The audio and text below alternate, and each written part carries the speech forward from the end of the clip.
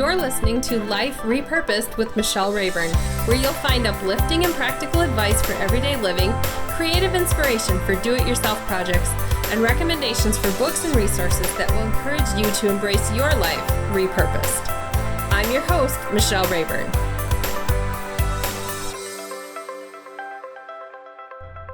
Welcome to episode number 18 of Life Repurposed.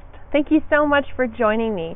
Today I come to you from my own backyard out in rural Wisconsin, and I decided that I wanted to be outside today for this episode because I've never done that before, number one. Number two, because it really fits along with what I want to talk about with you today. So if you are coming on just the podcast and you're not seeing the video, you're not on the Facebook video, you're not looking on YouTube, I'm in the backyard and true to my repurposing and the trash treasure stuff that I love.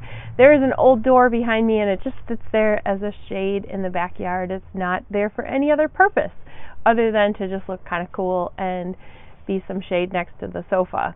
So sitting outside here today, there's a little bit of noise from traffic out on the highway that's nearby, and also some birds chirping in the background. Every so often, if I listen carefully, we can hear them.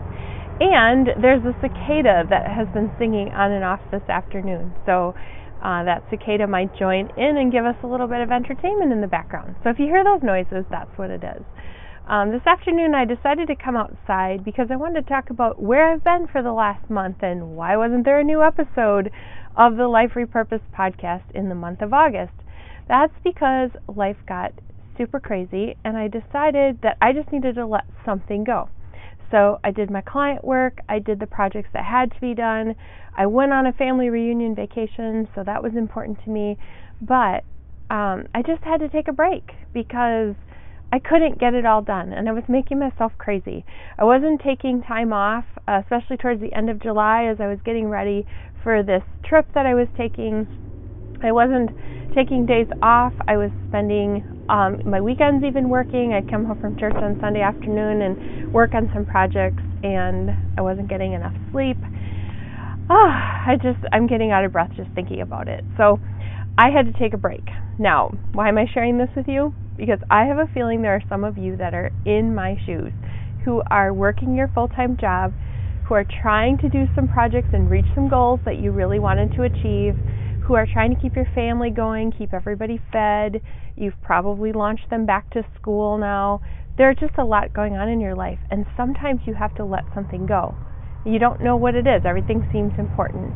And sometimes what you let go is your own sleep and your own relaxation.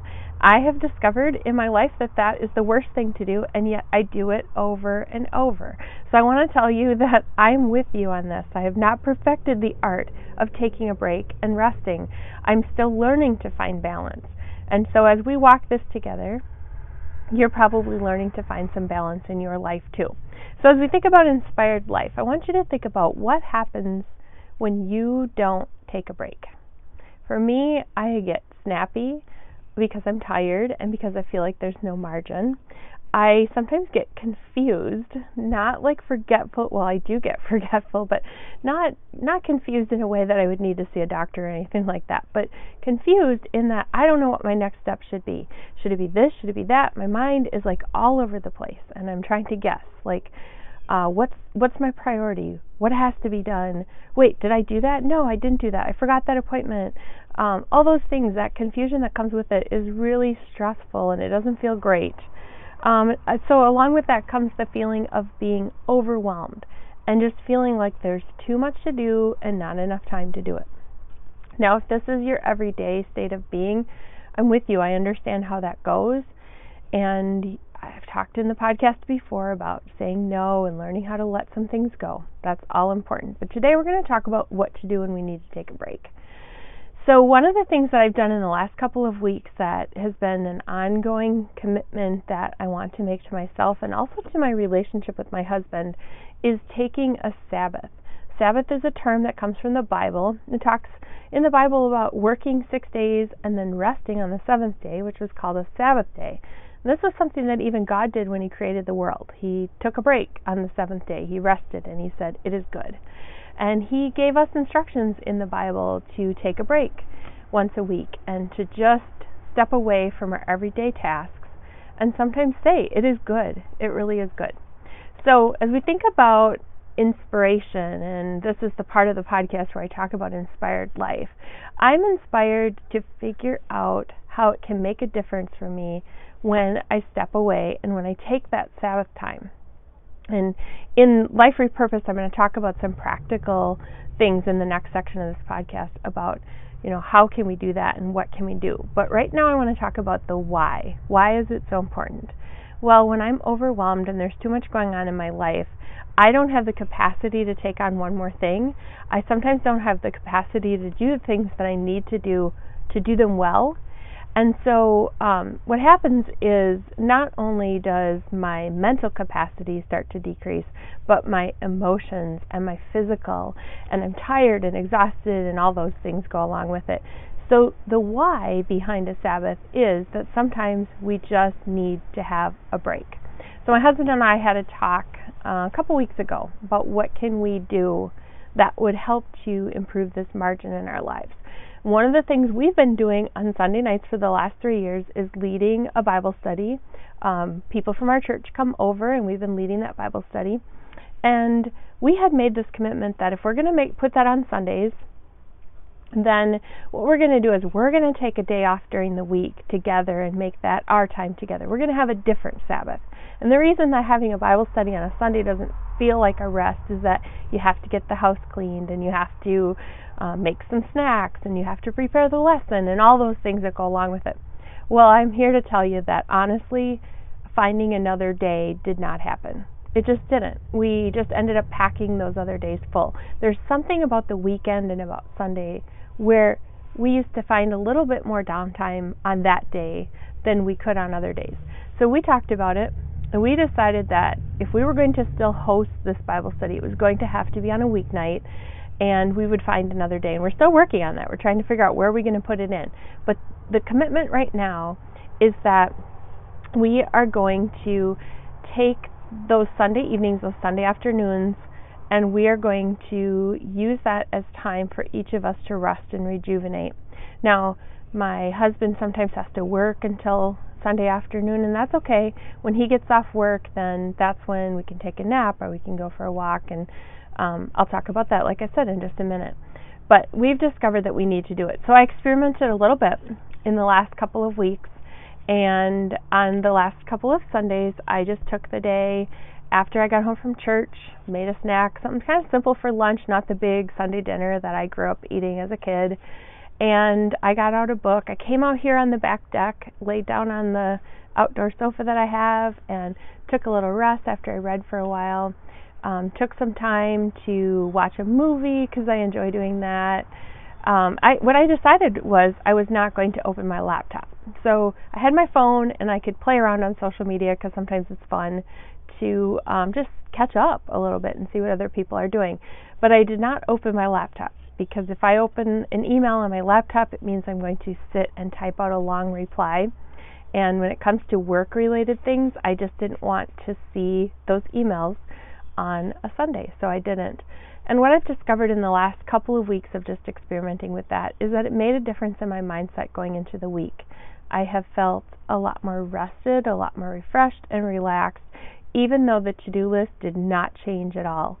I need that margin. So coming up in our next section in Life Repurposed, I'm going to give you some ideas for what you can do if you need to take a rest.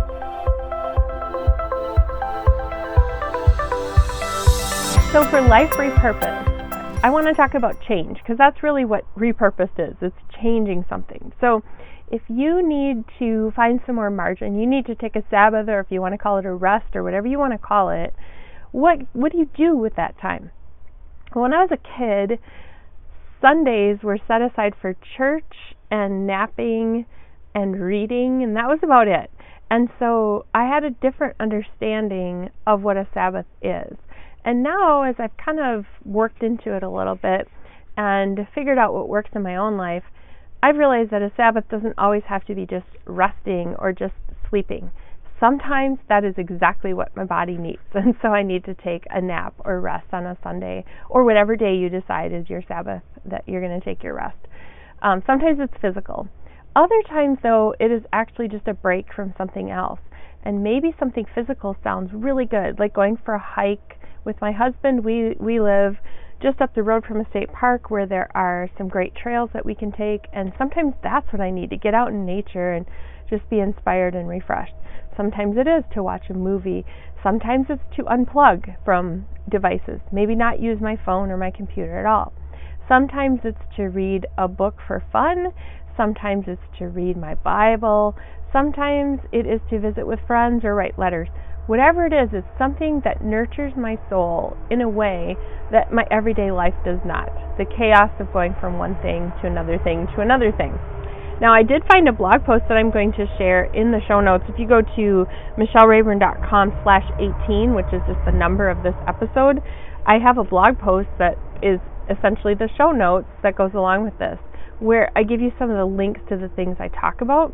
So there is a blog post that I'm going to share on there that is from Katie Bennett, where she has 50 ways to have a Sabbath, and I think they're really good. They're talking about active things, unplugging, creative things, restorative things. She's got them really nicely grouped in a list, and so I'll just link to that so you can see that article, because I found that one helpful with just finding some ideas of like what are some of the things that I can do that would help me to just take a break from everyday life. So whatever you do, whether it's coloring or painting or hobbies, or whether it's being totally quiet and going somewhere where you don't talk to anybody, or listening to music, or whatever you do, I want you to find something. I'm just encouraging you to find something that you feel like restores and nurtures you, that brings you to a place of quiet and peace where you are ready to tackle the week and move on with the rest of your life, because you've had this little break. It's like a little oasis in the middle of your week, and then on to the next thing. So as I commit to taking regular Sabbaths, taking that time of rest and taking time off, I'm encouraging you to try that too. And maybe it means letting go of something and saying no, whatever it is. I just encourage you to try it, experiment with it, and see how it feels in your own life. Here's the objection that I know some of you are going to have. Some of you are going to think, if I can't even get my work done, I am not going to be able to take off an afternoon or a day or even an hour to invest in this time. I encourage you to try it, because what happens is when I do try this kind of thing, I've realized that the amount of mental focus I gain from doing it actually makes up for the time later, and so I'm actually more productive in the week after I've taken a rest. Okay, so that is all I'm going to share there. In the upcoming section, I'm going to tell you about some resources and some ideas that I think you would enjoy, and I'm also going to give you a sneak peek into what is coming up on some future episodes of the Life Repurposed podcast. Okay, so for some resources, I wanted to show you something. I am going to link to Gina's blog, but one of my Facebook friends, actually I've met her in person before, a writer friend, Gina Stinson has a blog, and she also puts a lot of things on Facebook. And one of the things she shared on her personal Facebook a long time ago that really caught my eye was writing a verse a day in a calendar, and then she would post these really cool pictures. It almost looked like a little scrapbook. And so I have this one that I received for review. I'm going to give you a link to it. It's a monthly planner, but it started in August because it's made kind of for the school year. So it's perfect for me because I didn't have to wait until January to go ahead and start using it. And what I love is it's just simply a skinny little calendar. It's really small. It is a month at a glance. So you can see that it's just month at a glance. It's not a planner as far as like places to write a long schedule or to-do list or anything like that. It's just a calendar. And so what I did in the month of August was just kind of following Gina's idea, was I wrote out a verse a day. So it's a Bible verse a day. And I wrote it out on the calendar, and now I've started the next month. I'm into September. And what's cool about this is I can look back and I can just see like, oh, this was just a 5-minute pause that I took in my day. So it's instead of setting aside a whole chunk or a day for resting and for a Sabbath, this is something I did when I have what I call a quiet time in the morning, where I just get quiet with God, I read my Bible, and then to find a verse a day, I've been using the YouVersion Bible app. So I just look at what the verse of the day is that they have on there. And I just find it to be a daily inspiration. So this is one way to work a little tiny Sabbath into your day if you need to start with baby steps. So anyway, that is one idea for a resource. Another one is Get Away with God. This book is actually going to be featured on a podcast coming up soon. So I'm not going to say a whole lot about it. Other than that, I'm going to be interviewing the author, Letitia, and we're going to be talking about what it means to have a personal getaway. So like a whole weekend or a couple of days or a day or longer, whatever that is for you. And just looking at what that kind of a retreat can be for helping with your own personal Sabbath. So watch for that coming in October. There's the cicada. I can hear it singing right now. I think that's what it is. If it's not a cicada, leave me some comments and tell me what it is, because I've had people tell me that's a tree frog, and I know that's not a tree frog. I know what they sound like. Also coming up, just said I want to give you a sneak peek of what's coming up in the podcast. I'm going to be interviewing Courtney Ellis really soon, and we are going to be doing 2 episodes talking about her books. One is Uncluttered. This is Free Your Space, Free Your Schedule, Free Your Soul. I feel like this one's going to be awesome. I just got the book, so I'm reading it, and then we're going to be talking about it soon. And then her other book is called Almost Holy Mama, Life-Giving Spiritual Practices for Weary Parents. So this one also looks awesome. I can't wait to talk with Courtney a little bit more about that. Those are some resources that I think could promote some next steps into having some rest and Sabbath time in your life.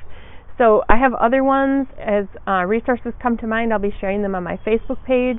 So I encourage you to follow me on my author page on Facebook, or also at Michelle Rayburn on Instagram, because I do put up posts there, and sometimes we'll talk about resources there. And I also share some links on Twitter, so go ahead and find me on the social channels. Leave me a comment and tell me you heard about me on the podcast. I'd love to hear from you. The other thing that I would love to have you do is go to iTunes or Google Play or wherever it is that you listen to podcasts, or on YouTube if you like watching the videos, and go ahead and rate the podcast and leave a review. That helps other people to find it. So I encourage you to do that, because it just helps get the word out there and helps me to find more listeners, more people that I like to connect with. So I encourage you to do those steps. If you want to get the links I've talked about here directly to those resources, go ahead to michellerayburn.com/18. That's just the episode number, and I will have a blog post there for you to find some of those. So I'm really excited about what's coming up in the next couple of months. I didn't even give you all of the sneak previews, but I would love to hear from you. If there are other topics that I have not covered and you're thinking, I just wish you would talk about that once, go ahead and send me a direct message, and I will consider that topic, maybe even consider you as a guest if you are somebody who would like to talk about that topic. So I can't wait to hear from you. Have a good week, and I will be back shortly, a couple weeks, with the next episode. You've been listening to Life Repurposed with Michelle Rayburn. Check out tips, resources, and inspiration at michellerayburn.com.